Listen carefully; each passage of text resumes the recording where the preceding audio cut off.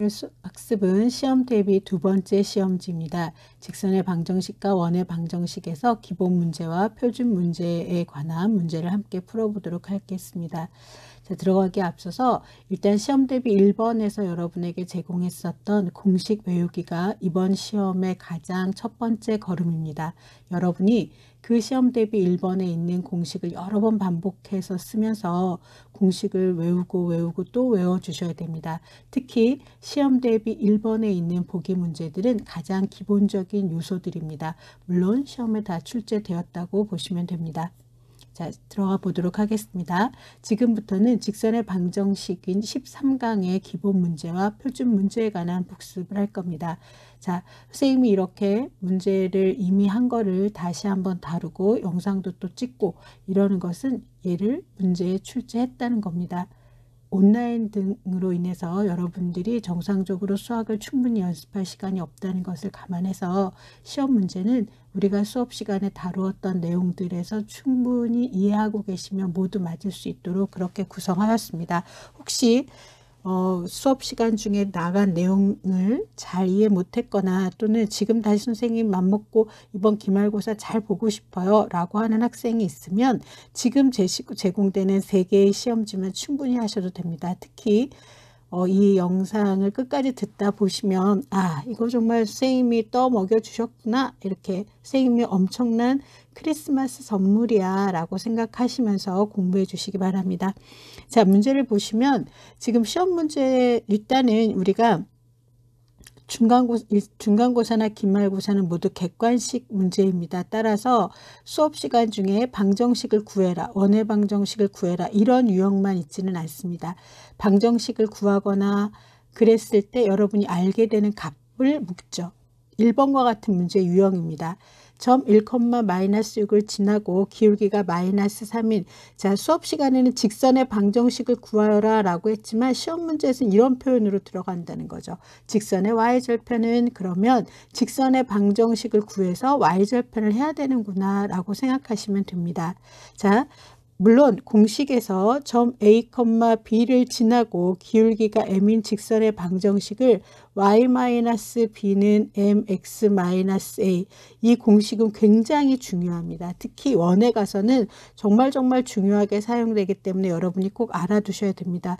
따라서 공식에 의하여 이 문제를 푼다면 y-6이니까 y 플러스 6은 -3, x -1 이렇게 되겠죠. 이거 너무 쉬운데 선생님 설명하는 거 아니에요? 그래도 여러분 다 정리한다고 생각하시고 참고 들으세요. -3x 플러스 3 -6, 따라서 y는 -3x -3 이렇게 됩니다. 그럼 여기서 묻는 y절편은 이라고 했으니까 이 값을 뜻하는 거죠. 따라서 묻는 y절편은 그랬으면 얘는 -3이에요 라고 y절편을 구하셔야 됩니다. 이건 뭐 해야 되는 거죠? 기울기입니다. 그래서 이와 같이 여러분이 내가 공부하고 잘 알았는데 답을 쓸 때는 왜 이렇게 물었지? 수업 시간에 배우지 않은 게 아닌가? 이렇게 생각하시면 안 돼요. 객관식이다 라고 하는 걸 이해하도록 하시고, 선생님이 지금 시험 대비 1번, 2번, 3번에서는 얘가 시험 문제 나오면 이런 표현으로 나올 거예요 라고 바꾸어서 문제를 제공하고 있어요. 이 문제들은 모두 13강에 있는 문제들입니다. 여러분 나중에 시험지를 보시면 깜짝 놀라실 거예요. 우리 선생님이 이렇게 친절했다니 라고 생각할 겁니다. 자, 끝까지 영상을 들어주세요. 선생님 잔소리가 많죠? 왜? 공부하라고. 자, 2번 가겠습니다. 두 점을 지나는 직선이 a, 3을 지날 때, 그러면 a, 3을 지나니까 여러분이 일단 뭘 구해 주셔야 됩니까? 두 점을 지나는 직선의 방정식을 구해야 돼요. 두 점을 지나는 직선의 방정식을 구해라. 여기까지가 수업 시간이 여기까지 배웠단 말이야.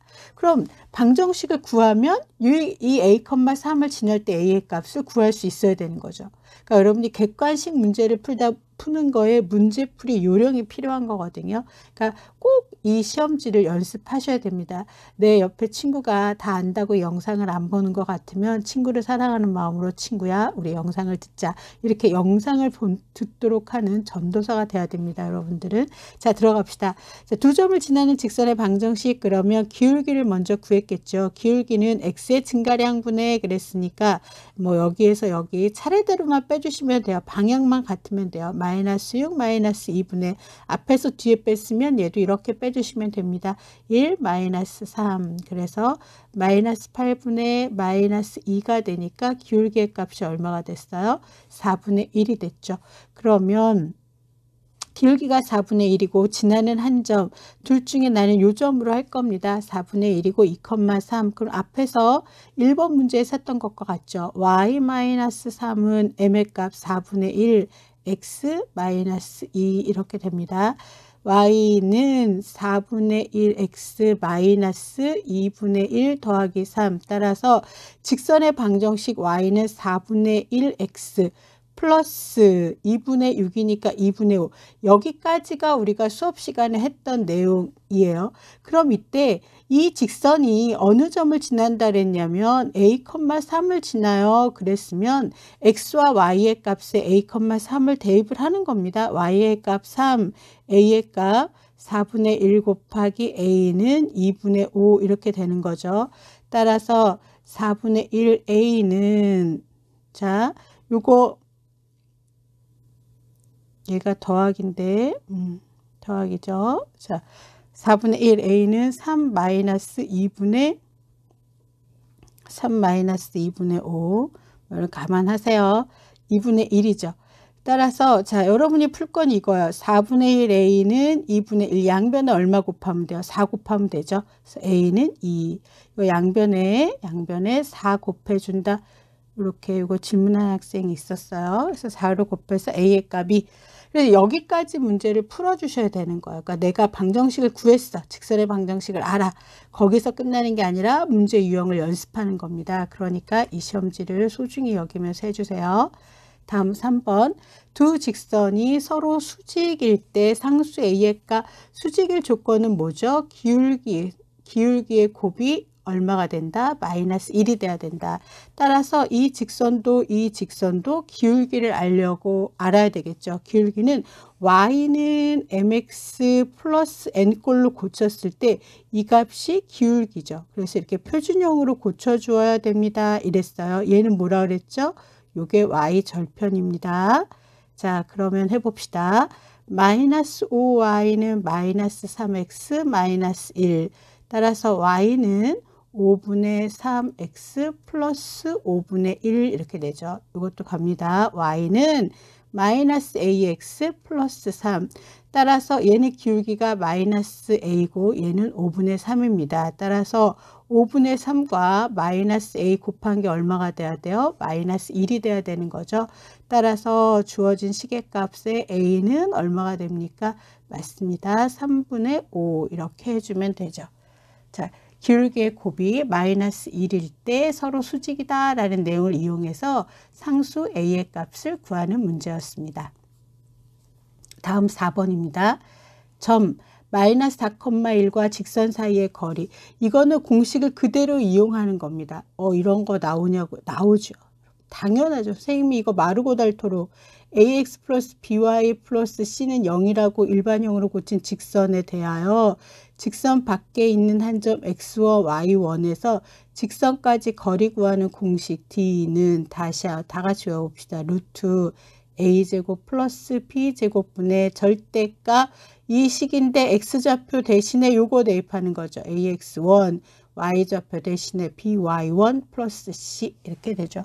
여러분 그래서 아까 선생님 처음 시작할 때도 얘기했지만 반드시 뭘 먼저 하라고 그랬죠? 공식 외우기. 그래서 공식 외우는 거를 선생님이 인쇄를 일부러 안 해준 거야. 왜냐면 자기 손으로 공식을 다 적어. 그러면서 외우는 거야. 내 눈에 찰칵찰칵 찍어주시면 여러분 선생님 생각에 60점은 다 충분히 맞을 거라고 생각이 돼요. 예, 뭐 집에서 날도 춥고 코로나도 무섭고 밖에 못 돌아다니잖아요. 수학과 함께 수학의 세계에서 있겠다 이렇게 생각해 주면 좋을 텐데. 자, 갑시다. 따라서 공식에 넣습니다. 루트 a의 값 3이죠. 9, 그 다음 b의 값 마이너스 4니까 제곱 16 절대값. 여기도 이렇게 넣는다는 거야. x좌표. 그러면 얼마? 마이너스 12. 여기다가 y좌표 넣는 거죠. 마이너스 4 더하기 6의 절대값. 자, 분모값이 5가 되고요. 분자값이 마이너스 10의 절대값이니까 5분의 10이 돼서 거리는 얼마가 된다? 2. 그래서 거리 2. 당연히 시험 문제 됐죠. 공식 외우는 거니까. 다음 1차 방정식이 나타내는 직선이 실수 k의 값에 관계없이, 자, 이건 k에 관한 항등식이라 그랬죠. 그래서 식을 k가 있는 식과 k가 없는 식으로 구별해서는 0이야. k랑 관계없이 이 식이 항상 0이 되는 방법은 이 가로 안의 식의 값도 0이고 이 가로 안의 식의 값도 0이다 라는 성질을 이용하는 겁니다. 따라서 일단 주어진 1차 방정식을 가로를 풀어서 전개를 시작합니다. kx 플러스 3x 플러스 ky 마이너스 2y 마이너스 6 마이너스 2k는 0. 자, k가 있는 애들과 k가 없는 애들로 묶어주세요 그랬죠. 그럼 k가 있는 거 x, k, y, 요거 k니까 마이너스 2 이렇게 되죠. 그 다음 3x 마이너스 2y 마이너스 6. 자, x 플러스 y 마이너스 2도 0이 돼야 되고요. 3x 마이너스 2y 마이너스 6도 0이 되어야 되죠. 이 두 개가 동시에 만족한다는 거기 때문에 이 두 개의 연립방정식을 풀어주는 거예요. 이렇게 묶어주면 연립방정식 푸는 거죠. 그러면 x하고 y하고 소거할까요? 1식이라고 두고 2식이라고 두면 1식에다가 2를 곱해주고 거기에 2식을 더해 주겠습니다. 2x 플러스 2y 마이너스 4는 0. 3x 마이너스 2y 마이너스 6은 0 더합니다. 그러면 소거되죠. 5x 마이너스 10은 0이 돼서 결론 x의 값이 2가 나오죠. 자, x의 값이 나왔으니까요. 일식에다 대입할까요? 그러면 어떻게 되니? 일식에다 대입을 여기다 쓸게. 2 플러스 y 마이너스 2는 0이 돼서 결론 y는 0이 되네요. 그러면 항상 지나는 점의 좌표가 얼마가 된다는 거예요? 2,0이다. 이렇게 좌표를 구해주시면 됩니다. 자, 이렇게 해서 직선의 방정식에 관한 문제 5개를 먼저 풀었습니다.